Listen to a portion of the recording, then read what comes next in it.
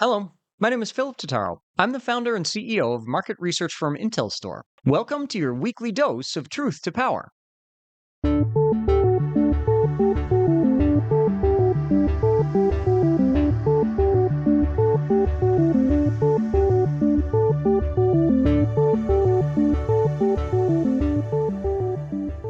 Truth to Power examines data driven insights for the energy sector with a focus on renewables.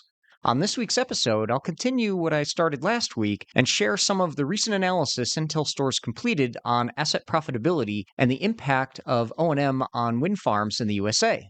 So, last week I talked a bit about PPA prices, asset profitability, and the benefits of life extension and repowering. This week, we dive even deeper in on profits and asset payback. We've previously released research on the total impact of production tax credits to the wind energy sector since inception. A total of more than $63 billion has been doled out to wind energy independent power producers since 1992. That investment by the U.S. government has unlocked more than $750 billion in investment in wind energy in the USA over that time frame, including over $245 billion in CapEx on wind farm projects, and the rest of it on factories to make components, as well as service companies that established here in the United States. But there are some asset owners who have developed a potentially unhealthy dependence on production tax credits. The independent power producers who have at least a gigawatt or more installed in the USA have a variety of approaches to how they leverage production tax credit revenue. There is a difference in asset profitability for companies like EDF, who only see about 9% of their revenue come from PTC revenue. That compares to Enel, who has an average across their portfolio of more than 39% of their revenue, which comes from PTCs versus PPA revenue. Now, if we resort this view to look at companies who get the bulk of their revenue from PTCs, you'll quickly notice two things. The companies towards the top of the list with the highest dependence on PTC revenue also tend to have a very small portfolio. Additionally, when we look at asset profitability, which we measure by determining how much net profit an asset owner will see per installed megawatt after they've seen a net positive return on capital on their individual projects, the average profitability across the entire US installed base is just around 1.1 million per megawatt installed. Of the top 30 asset owners, when ranked by the percentage of PTC revenue versus total revenue, who have a profitability that is at or above that market average, there are only 3 out of those 30 companies that are above that profitability average. Those who are above that profitability average are owners who tend to have a financial partner invested in that portfolio. That's the edge of having asset financial analytics at your disposal, frankly, because those financially focused asset owners are purely looking for a return on their investment, and they can choose to put their money anywhere. So giving them asset analytics like this helps them decide where to park their money. Now, if we resort this view again and look at asset owners with the highest profitability, amongst the top 30 asset owners, most are operating a small portfolio and benefiting from a high PPA price, which eliminates their dependence on production tax credit revenue. You'll also notice that of any of the asset owners with at least 500 megawatts or more, almost all of them generate the bulk of their revenue from PPA and are not dependent on PTCs hardly at all. This is important for asset owners to know, as well as asset investors who are looking to maximize their returns.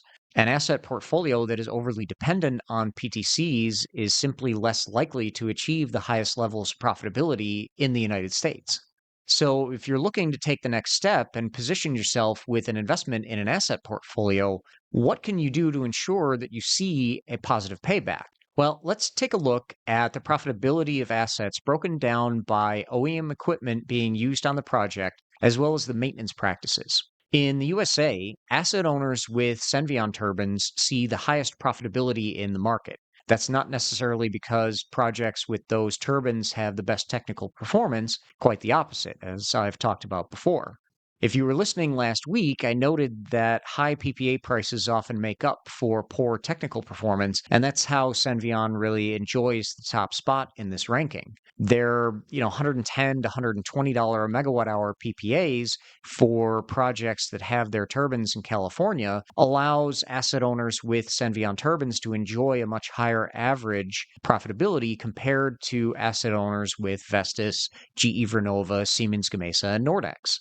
For all the other OEMs, they show a drop in profitability for older assets, but certainly Vestas, GE, and Siemens maintain healthy returns across the entire installed base at any asset age.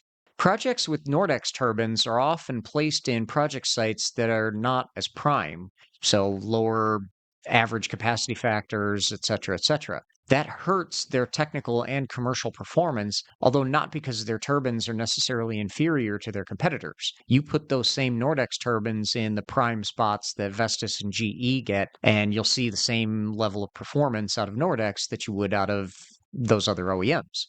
Interestingly enough, though, Nordex does actually lead in one category of profitability, which are assets that were under an OEM warranty or extended warranty period, but eventually transitioned to an asset owner or third party for ongoing O&M.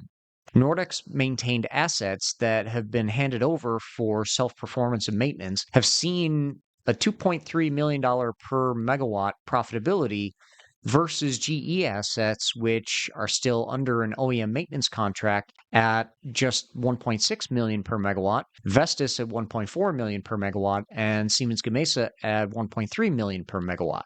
Generally, assets which are OEM maintained are more financially healthy compared to asset owners who self-perform or rely on an ISP, but that doesn't necessarily take into account asset age.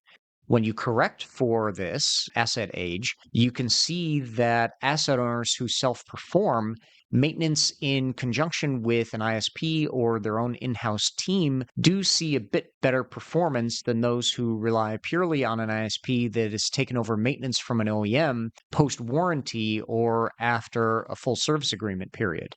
That doesn't mean that independent service providers aren't good at what they do. They tend to inherit lemons of projects, so to speak, and their job is to ensure that those assets don't significantly degrade any further from where they currently are. I'll talk more next week about asset degradation and the impact that that has. It's obvious to see that OEMs look the best, but even for older assets, they obviously know their turbines better than anybody. And more recently, they've actually got contractual obligations for high availability and asset profitability that's leading OEMs to step up their maintenance practices and improve overall asset health and financial performance.